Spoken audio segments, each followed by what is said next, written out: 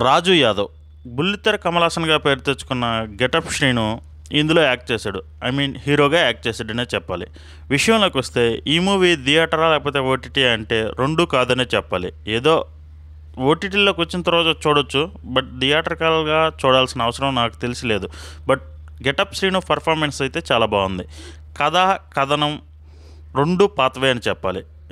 వీళ్ళు తీసుకున్న పాయింట్ ఏదైతే ఉందో, ఓ మనిషి ఎప్పుడు నవ్వు మొహంతో ఉండాలి అనే కాన్సెప్ట్ చాలా మంచి కాన్సెప్ట్. బట్ అన్ఫార్చునేట్లీ ఎందుకో ఆ కాన్సెప్ట్ని వాళ్ళు అసలు పట్టుకోలే, ఎక్కడో చివర్లో పట్టుకున్నారంతే. సో అది కొంచెం బాధ అనిపించింది. సో కథ విషయానికి వస్తే, పల్లెటూరులో ఉండి డిగ్రీ ఫెయిల్ అయ్యి క్రికెట్ ఆడుకుంటూ ఫ్రెండ్స్తో ఎంజాయ్గా చేసే ఒక కుర్రాడు.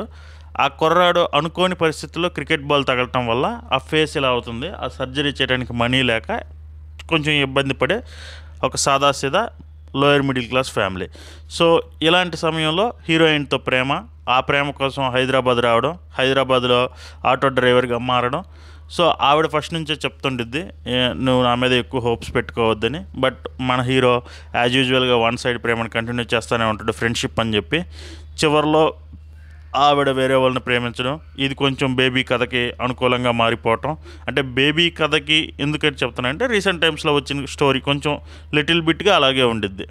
సో ఇంకా అక్కడి నుంచి నడుస్తూ ఉండిద్ది కథ. సో ఫస్ట్ హాఫ్ అయితే ఏదో కొంచెం కామెడీతో అట్లా నడిచింది. సెకండ్ హాఫ్ వచ్చేసరికి కొంచెం మెయిన్ ప్లాట్లోకి వస్తాం.